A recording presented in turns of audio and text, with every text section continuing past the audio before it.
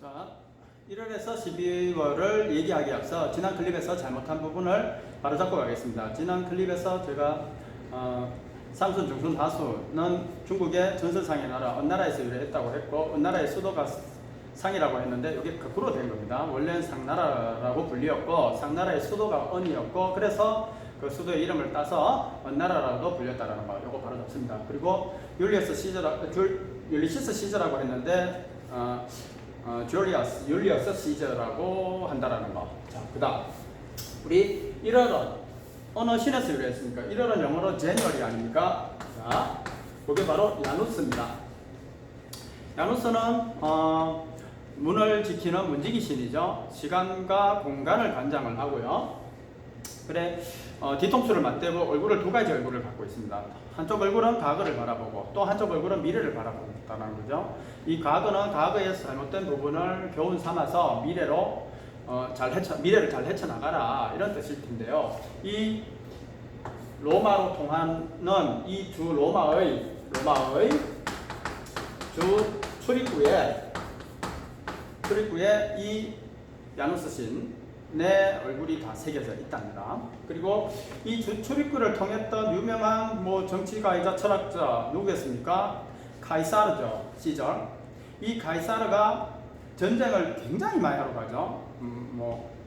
어마어마한 전략가, 정치가 또는 장군이었었으니까 이분이 이 야누스가 새겨진 이 출입구로 왔다리 갔다리 하면서 전쟁을 상당히 많이 이겨서 개선을 한단 말입니다. 이 개선 장군이라 하더라도 로마는 그렇답니다. 이 로마의 앞에 흐르는 이 강이 바로 루비콘 강인데 이 루비콘 강을 건너기 전에 개선 장군이라 할지라도 무장을 해제를 하고 건너와서 이 경과 보고를 해야 되는데 이 시저가 너무나 잘 나가는 나머지 공화정의 이 정치인들이 이 시절을 제거하려고 하는 계획을 알게 되죠. 그래서 고민을 하는 거죠. 이걸 무장을 해제하고 건너가면 본인이 죽고 하니까 어떻게 합니까? 이 루비콘 강을 건너면서 안 되겠다. 그냥 들어간다. 그게 뭡니까? 우리가 여기서 하는 말이 이거는 라틴어입니다. 자, 이 말을 던지고 루비콘 강을 건넜다고 하죠. 루비콘이라는 단어는 쌍용자동차의 코란도차 본넷이나 후드 쪽에 루비콘이라고 적혀 있는 것을 한때는 적혀 있었다는 걸 볼 수 있었고요. 이 라틴어가 무슨 뜻이냐? 우리 다이라고 하는 단어, 죽다라는 뜻이지만 여기가 원래 명사로는 주사위 중에서도 주사위의 단수형입니다. 그래서 the die is a cast로 바꿔 번역을 할 수 있을 텐데 이게 뭡니까? 주사위는 던져졌다. 왜 던져졌다라고 했는데 이 절을 씁니까? 속담은 항상 진리이기 때문에 진리나 속담에 해당하는 것은 현재형으로 쓴다라는 거. 물론 이 다이의 복수형이 우리가 흔히 알고 있는 다이스입니다. 자, 그럼 이 주사위를 던짐으로 인해 가지고 우리가 운을 쳐보기도 하고 그러지 않습니까? 그러면은 뭐야? 이 주사위가 행운을 뜻하기도 하죠. 그래서 no dice 이러면은 아이고 재수없어 라가 되는 거죠. 이게 비슷한 게 뭡니까? 내 운은 여기까지인 것 같아. 그래가지고 just my luck 이런 표현이 있다라는 거. 자, 그럼 제 강의의 이름이 뭡니까?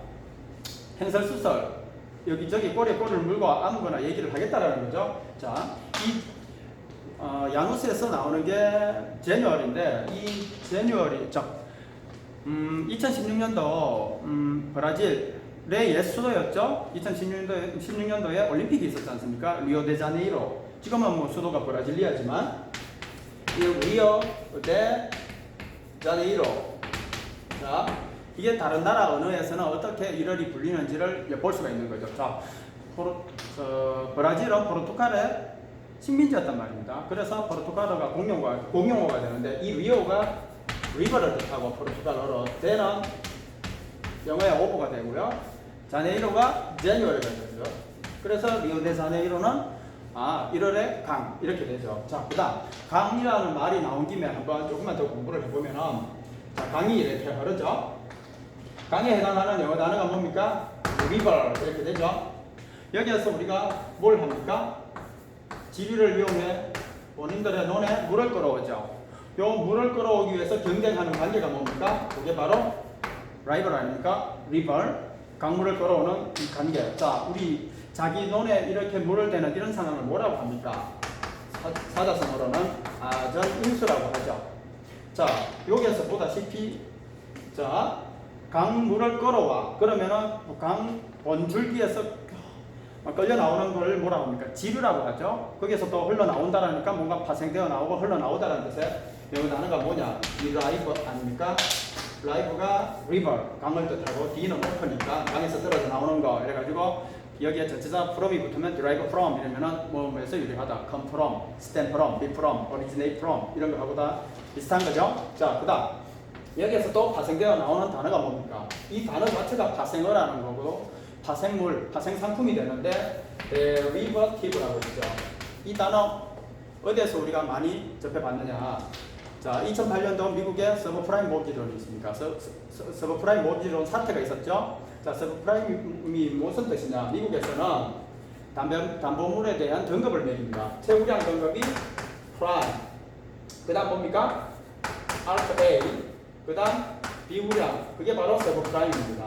이 서브프라임 등급의 이 담보물을 이 수리학자들이 어떻게 여러 가지 수리 기법을 써가지고 우량인 것처럼 둔갑을 시키죠.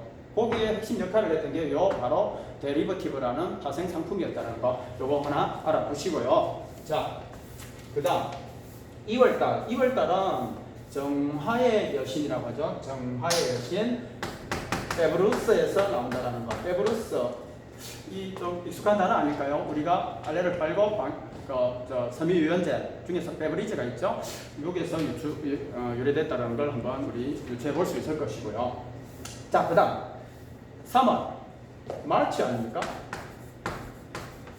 자, 이 로마가 처음 만들어지고 그때 초기에는 로마에서 쓰던 달력 그게 총 10달이라고 했습니다. 3월달부터 시작해서 12월까지 가는데 이 3월 생각을 해보십시오. 이게 시기상으로 3월이면은 눈이 녹고 계절이 이제 따뜻해지기 시작하는 계절이죠. 그러니까 로마는 뭘로 이루어진 나라라고 했습니까? 에피소드 1에서 여기 보면 전쟁으로 이루어진 나라라고 했는데 전쟁을 할 수밖에 없죠. 그러면은 이 3월달에 눈이 녹고 따뜻해지니까 전쟁을 하러 간단 말입니다. 그러니까 이런 의미에서 보면은 이 달이 처음 시작되는 달이라는 거. 여기 바로 마르치. 자, 그러면 이 전쟁의 신 누가 있습니까? 마르스에서 유래됐다라는 걸 유추해 볼 수 있을 것이고 당연히. 그 다음은 요 눈이 녹다라는 단어가 우리가 흔히 보게 될 so라든가 melt라는 단어가 있는데 이 지금 우리나라와 일본, 미국과 중국의 이 외교 관계가 지금 그렇게 순탄하지가 않죠. 이 순탄하지 않은 외교 관계가 좀 부드럽고 유연한 관계로 변하는 그 상황에서 우리가 이 뭔가가 눈이 녹다라는 이 단어를 써서 표현을 할 수 있다는 거. 특히 so를. 자, 근데 요 멜트가 뭡니까? 녹이는 이런 말이고 멜팅 팟이라고 하면은 팟이 커피 포트 할 때 그 포트 아닙니까? 녹이는 냄비. 자, 이게 바로 용광로. 그래 열방의 도가니 할 때 그 도가니 아닙니까? 자, 이 멜팅 팟은 비유적으로 미국은 이민으로 이루어진 나라입니다. 여러 이민족들이 와가지고 조화를 이루고 세계 최강국이 되죠. 그래서 이 미국을 비유적으로 멜팅 팟이라고 한다는 거. 자, 그 다음 미국의 또 다른 비유적인 이름으로 뭐라고 했습니까? 엉클 쌤이라고도 한다는 거 참고로 하나 알아놓고요. 자, 4월은 1편 에피소드 2 1편 클립에서 제가 말씀을 드렸는데요. 아프로디테 즉 미의 여신 아프로디테에게 바쳐진 달이 바로 에프릴입니다. 자, 이 아프로디테 이 미의 여신이니까 우리가 보고 있으면 어떻게 되겠습니까? 빠져들겠죠. 여기에서 나오는 단어가 바로 아프로디지에 이르면은 이걸 바로 체엄제라고 하죠. 이런 뭐 성범죄나 이런 데서 많이 쓰이는 약일 테고요. 자, 그다음 5월은 정화 저 실록의 여신이라고 하죠. 마이아에서 나온 게 이 메이인데 메이는 여기서 보다시피 5월. 그다음 뭐야? 우리가 중고등학교 때 많이 배웠죠. 뭐 뭘지도 모른다. 막연한 추측. 그다음 우리 뭔가를 바란다 할 때 기어문에서 많이 씁니다. 미국의 영화나 드라마를 보시면 뭐가 나옵니까? 그 사람이 죽은 장면이 나오고 이 묘 앞에서 유러지라고 하는 창가를 다 하고 나서 어떻게 묘를 다 쓰고 영면하소서라는 우리 이 말을 많이 하는데 May you rest in peace. 즉 평화 안에서 영원히 잠자소서 씻어서 이건 영면하소서죠. 그리고 여행을 갈 때 May you Godspeed. Godspeed는 여행길에서 무사하기를 비하는 무사한 복귀, 뭐 안전 이런 걸 의미하죠. 그러니까 May you Godspeed는 안전한 여행이 되길 바래라고 할 수도 있다라는 거. 자, 그다음 6월은 뭡니까? 주피터. 그리스 신화의 주피터. 신들의 제왕이랬죠. 그 와이프가 누구랬죠? 주노. 주노에게 맡겨진 달이 지운이라고 했죠. 자, 이렇게 하나 알아놓고요. 자, 그다음 7월, 줄라이, 8월, 오거스트. 자, 이거 한번 잘 보십시오. 이거는 줄라이는 자, 율리어스 시저. 자, 오거스트는 아우구스투스. 자, 원래 이 시저는 로마의 공화정을 무너뜨리고 황제정에 초석을 마련한 사람이고요. 황제의 오리지를 뭐했죠?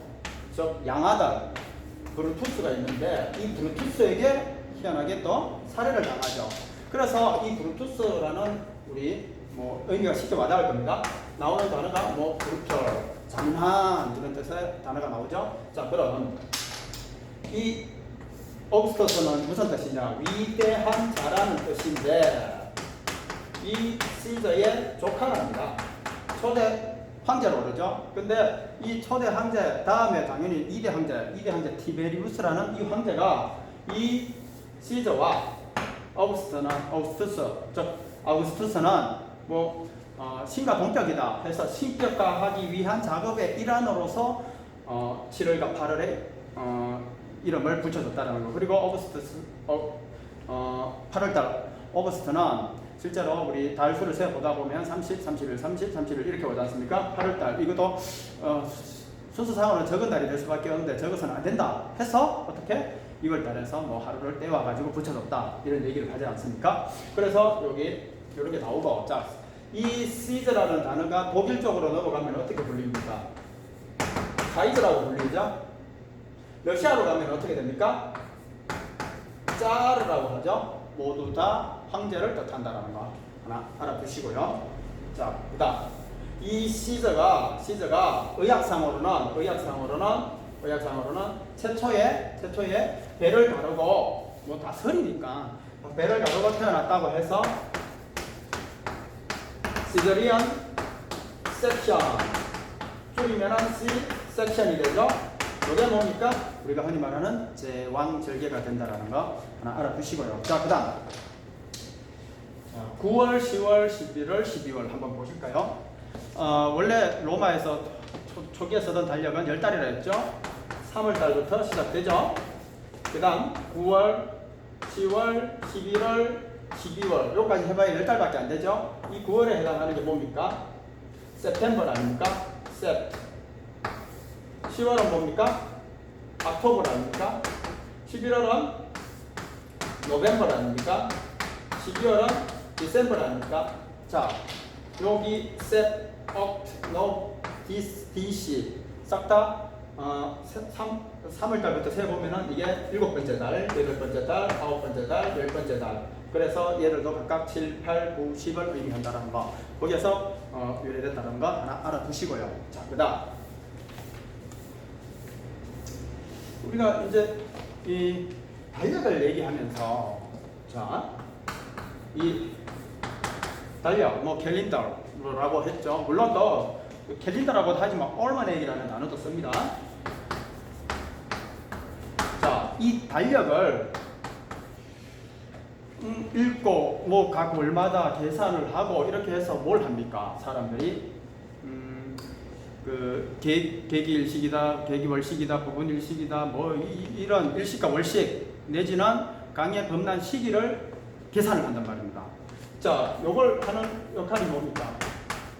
이렇게 달력을 읽는 법, 그래서 역법. 그 역법에서 더 나아가 가지고 이 역법을 기반으로 해서 뭐 별의 모양을